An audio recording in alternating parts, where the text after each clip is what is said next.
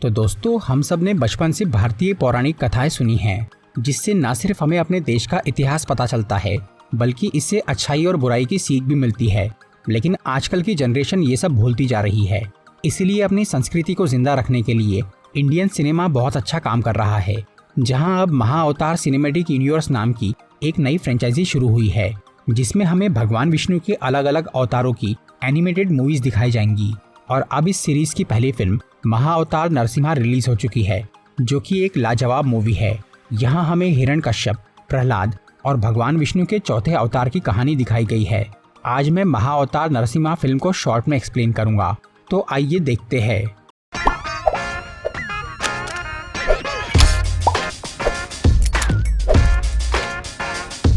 ये कहानी है सतयुग यानी लाखों साल पहले की, जब धरती पे कश्यप नाम के एक बहुत बड़े ऋषि मुनि रहते थे। उनकी कई पत्नियां थी, जिनसे महर्षि कश्यप ने हर तरह की प्रजाति को जन्म दिया था, जैसे इंसान, जानवर, देवता, दानव और भी बहुत कुछ। तो मूवी में हमें महर्षि कश्यप की एक पत्नी दिति दिखाई गई है, जो कि थोड़ी जिद्दी और बुरे स्वभाव की थी। उसे उस समय कोई बच्चा नहीं था।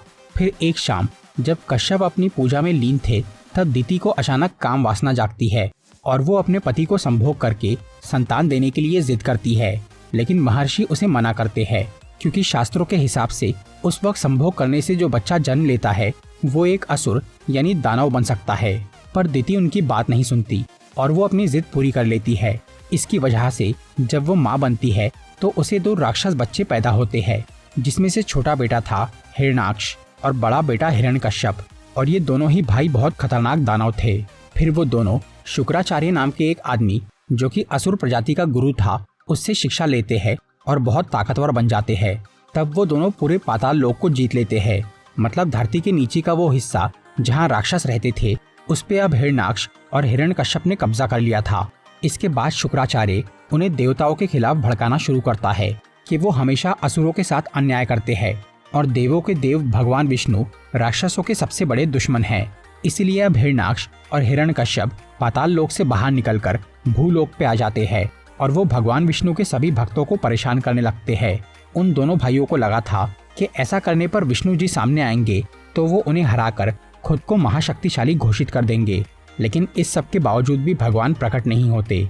तब उन्हें सामने लाने के लिए हिरण्याक्ष भूदेवी मतलब पूरी धरती को गर्भोधक महासागर यानी ब्रह्मांडीय समुद्रों में डुबो देता है, जिससे सभी देवता परेशान हो जाते हैं। और वो इसकी शिकायत ब्रह्मा जी से करते हैं, जो कि देवताओं से कहते हैं कि भूदेवी को इस मुश्किल से भगवान विष्णु ही निकाल सकते हैं। तभी अचानक ब्रह्मा की नाक से एक छोटा सा सुअर प्रकट होता है, जो कि बाद में बहुत बड़ा और ताकतवर बन जाता है। ये था विष्णु जी का तीसरा रूप, वराह अवतार। फिर भगवान अपने इस नए रूप में गर्भोदक महासागर में जाते हैं और वहाँ से भूदेवी को निकाल लेते हैं। इसके बाद वो हिरण्याक्ष से लड़ाई करते हैं और उसे मार देते हैं। ये देखकर हिरण्यकश्यप को बहुत गुस्सा आता है और वो भगवान विष्णु से बदला लेने की कसम खा लेता है। तब वो अपनी सेना की मदद से सभी विष्णु भक्तों पे बहुत जुल्म करता है। लेकिन अब भी भगवान सामने नहीं आते, जिससे हिरण्यकश्यप को शांति नहीं मिलती। इस पर शुक्राचार्य बोलता है कि अगर उसे विष्णु भगवान को चुनौती देना है तो उसे खुद भी उनके जितना शक्तिशाली बनना होगा और शक्ति हासिल करने के लिए उसे ब्रह्मा जी की पूजा करके उन्हें प्रसन्न करना होगा। तब हिरण्यकश्यप एक पहाड़ पे जाता है और वहाँ एक टांग पे खड़े होकर तपस्या करने लगता है। दूसरी तरफ स्वर्ग में इंद्रदेव इस बात से चिंतित थे कि हिरण्यकश्यप की बीवी कयाधु गर्भवती है। उन्हें ये डर था कि जब बाप इतना खतरनाक है तो उसका बेटा और भी भयानक होगा। इसीलिए जब हिरण्यकश्यप अपना महल छोड़ के पहाड़ पे तपस्या करने जाता है तो इंद्र स्वर्ग से धरती पे आते हैं और कयाधु का अपहरण कर लेते हैं, ताकि वो उसके बच्चे को मार सके। लेकिन तभी रास्ते में उन्हें नारद मुनि मिलते हैं, जो कि इंद्र को समझाते हैं कि एक अजन्मे बच्चे को मारना पाप है, क्योंकि जरूरी नहीं है कि वो भी अपने पिता की तरह बुरा बने। और कयाधु एक अच्छी औरत थी, इसलिए उसका बच्चा भी अच्छा निकल सकता है। इसी वजह से इंद्र उसे छोड़ देते हैं और तब नारद मुनि कयाधु को अपने आश्रम में लेकर जाते हैं, जहाँ वो उसे धर्म की शिक्षा देते हैं और भगवान विष्णु का गुणगान करते हैं। ये सारी बातें कयाधु के पेट में पल रहे बच्चे पर भी असर करती है और वो जन्म से पहले ही भगवान विष्णु का भक्त बन जाता है। उधर हिरण्यकश्यप काफी लंबे समय से तपस्या कर रहा था, जिससे उसका बहुत बुरा हाल हो चुका था और वो पहाड़ में जम गया था। तभी उसकी उपासना से प्रभावित होकर ब्रह्मा जी उसके सामने आ जाते हैं और वो उसे वरदान मांगने के लिए कहते हैं, जिस पर हिरण्यकश्यप महाशक्तिशाली बनने और अमर होने का वरदान मांगता है।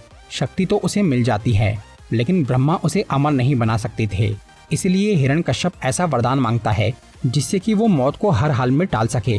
वो कहता है कि ना तो वो किसी इंसान के हाथों मारा जाए, न जानवर के, न देवता या दानव के, न दिन में मारा जाए, न रात में, न घर के अंदर, न घर के बाहर, न जमीन पे, न आसमान में, और ना ही किसी हथियार से मर सके।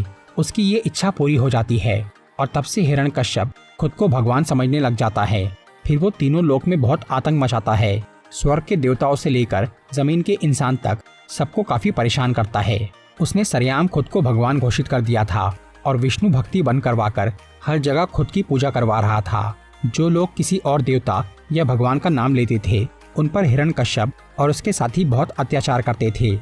इस सब के बावजूद भी जब भगवान विष्णु प्रकट नहीं होते तो हिरण्यकश्यप को लगता है कि वो इतना ताकतवर बन चुका है कि अब भगवान भी उससे डरने लग गए हैं। लेकिन सच तो ये था कि विष्णु जी उसे सुधरने का मौका दे रहे थे और अभी उसके पाप का घड़ा भरा नहीं था।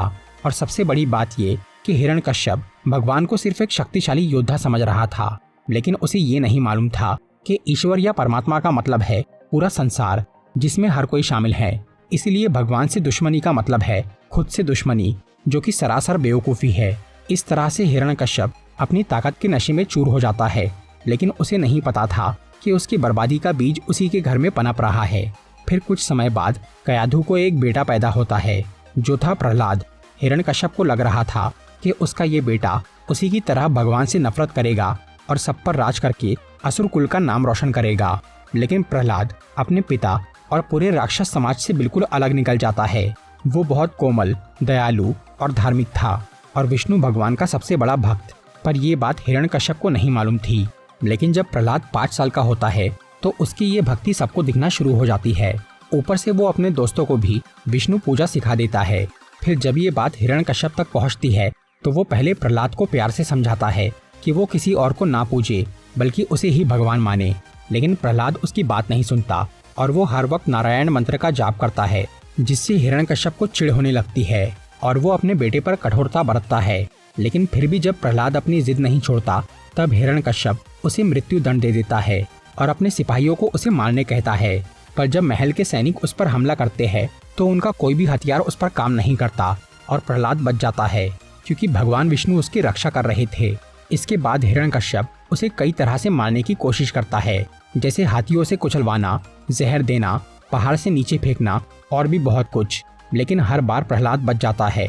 तब पूरे राज्य में ये चमत्कार की खबर फैलने लगती है और अब राक्षस समाज के लोग भी भगवान विष्णु की तरफ आकर्षित होने लगते हैं। इससे हिरण्यकश्यप को अपने खिलाफ विद्रोह होने का डर लगता है और अब वो प्रहलाद को मारने का एक ऐसा तरीका सोचता है जिससे वो बिल्कुल भी बच ना पाए। हिरण्यकश्यप की एक बहन थी होलिका, जिसे आग से ना जलने का वरदान मिला था। इसलिए हिरण्यकश्यप उससे मिलकर ये बोलता है कि उसका बेटा असुर कुल को बर्बाद करने पर तुला है, इसलिए वो उसे जलाकर मारना चाहता है। लेकिन अगर प्रहलाद को ऐसे ही आग में डालेंगे तो वो फिर से बच जाएगा, पर अगर होलिका उसे एक चिता में पकड़कर बैठ जाए तो वो कहीं भाग नहीं पाएगा। तब होलिका अपने वरदान से बच जाएंगी और प्रहलाद जलकर भस्म हो जाएगा। फिर हिरण्यकश्यप अपनी इस चाल पे अमल करता है और वो एक बहुत बड़ी चिता बनाकर उसमें प्रहलाद और होलिका को बिठा देता है। पर इस बार भी प्रहलाद को कुछ नहीं होता, उल्टा होलिका जलकर मर जाती है, क्योंकि उसने अपने वरदान का गलत इस्तेमाल किया था। अब हिरण्यकश्यप बहुत ज्यादा भड़क गया था, इसलिए वो अपने सैनिकों को प्रहलाद को सबसे दूर ले जाकर एक समुद्र में फेंकने बोल देता है। फिर प्रहलाद को एक बड़े से सागर में बांध के फेंक दिया जाता है। पर वो जैसे ही समुद्र की गहराई में पहुंचता है, तभी वरुण देव यानी जल देवता वहां आकर प्रहलाद को बचा लेते हैं और उसे पानी से बाहर निकालकर एक टापू पे छोड़ देते हैं, जहां प्रहलाद बिल्कुल अकेला हो जाता है और भगवान से मिलने की प्रार्थना करने लगता है। तब वहां विष्णु भगवान प्रकट होते हैं और प्रहलाद को बोलते हैं कि वो उसकी भक्ति से प्रसन्न हो गए, इसीलिए वो उसे कोई वरदान देना चाहते हैं। लेकिन प्रहलाद बस इतना आशीर्वाद मांगता है कि उसकी भक्ति में कभी कमी ना आए और उसे हर चीज में भगवान का दर्शन हो। तब विष्णु जी तथास्तु कहकर वहां से चले जाते हैं और अब प्रहलाद पहले से भी ज्यादा ईश्वर प्रेम में खो जाता है और वो झूमता गाता हुआ वापस अपनी नगरी में आता है, जहां उसे जिंदा देखकर कई लोग धर्म को अपना लेते हैं और वो भी नारायण जाप करने लगते हैं। इसके बाद प्रहलाद अपने पिता के महल में जाता है, जहाँ हिरण्यकश्यप उसे देखकर बहुत गुस्सा होता है और उसे वहाँ से निकलने के लिए बोलता है। लेकिन प्रहलाद उसे इस अधर्म को त्याग कर विष्णु जी की शरण में आने के लिए कहता है, क्योंकि भगवान तो हर वक्त हर जगह मौजूद है, इसलिए उनसे दुश्मनी करना बेकार है। तब हिरण्यकश्यप उसे बोलता है कि अगर भगवान हर जगह है तो उन्हें उस महल के खंबे में भी होना चाहिए, और अगर विष्णु वहाँ नहीं हुए तो वो आज प्रहलाद को खुद मार डालेगा। ये कहकर हिरण्यकश्यप एक खंबे पे जोरदार वार करता है। तब वहाँ एक धमाका होता है और उस टूटे हुए खंबे में से विष्णु भगवान का चौथा अवतार नरसिम्हा बाहर आता है, जो कि एक बड़ा ताकतवर आधा शेर आधा इंसान था, जिन्हें देखकर हिरण्यकश्यप को हैरानी भी होती है और खुशी भी। वो सोच रहा था कि आज वो विष्णु का अंत कर देगा, इसलिए वो अपनी पूरी शक्ति से नरसिम्हा से लड़ना चालू करता है।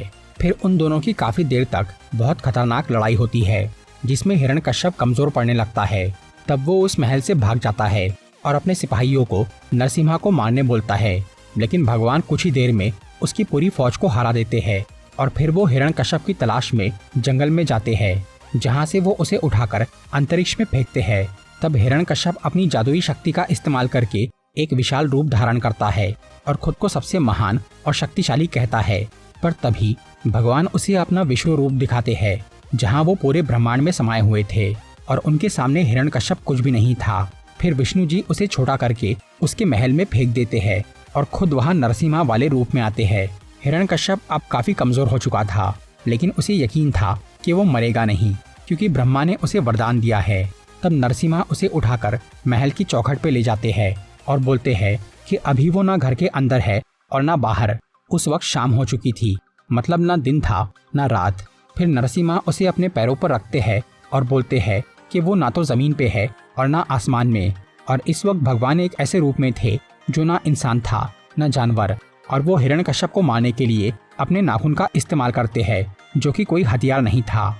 फिर वो इस राक्षस का पेट और छाती चीर के उसके सभी अंगों को बाहर निकाल लेते हैं, जिससे हिरण्यकश्यप मर जाता है। हालांकि भगवान विष्णु उसे आसानी से कैसे भी मार सकते थे, लेकिन ब्रह्मा जी का मान रखने के लिए उन्होंने उस वरदान की सारी शर्तों के हिसाब से ही हिरण्यकश्यप को मारा। पर उसे मारने के बाद भी नरसिम्हा का गुस्सा शांत नहीं हो रहा था और वो काफी तबाही मचा रहे थे, जिसे देखकर सभी देवता डर जाते हैं। फिर प्रहलाद उनके पास जाता है और उन्हें शांत होने के लिए कहता है। तब उसे देखकर नरसिम्हा का गुस्सा ठंडा होता है और वो प्रहलाद को अपनी गोद में बिठाकर कहते हैं कि वो उनका सबसे बड़ा और प्रिय भक्त है, जिसे हमेशा याद रखा जाएगा और उसकी पूजा की जाएगी। इसके बाद प्रहलाद को उस साम्राज्य का नया राजा बना दिया जाता है और वो फिर से धर्म की स्थापना करके न्याय से शासन करता है। फिर मूवी की एंडिंग में हमें इस सीरीज के अगले पार्ट का नाम बताया जाता है, जो है महाअवतार परशुराम, जिसमें भगवान परशुराम की कहानी दिखाई जाएगी और वो फिल्म सन 2027 में रिलीज होंगी। तो दोस्तों, ये था महाअवतार नरसिम्हा मूवी का एक्सप्लेनेशन। अगर आपको ये वीडियो अच्छी लगी हो तो इसे लाइक और शेयर ज़रूर करिए, और ऐसी ही इंटरेस्टिंग वीडियोस देखने के लिए सब्सक्राइब कीजिए हमारा चैनल और इस बेल आइकन को दबाइए, ताकि आपको हमारी वीडियोस सही टाइम पर मिल सके। I'm walking alone, the streets are empty. The only thing I can see is my own silhouette. I'm getting stronger, step by step. The clock is ticking, but there's no time for me.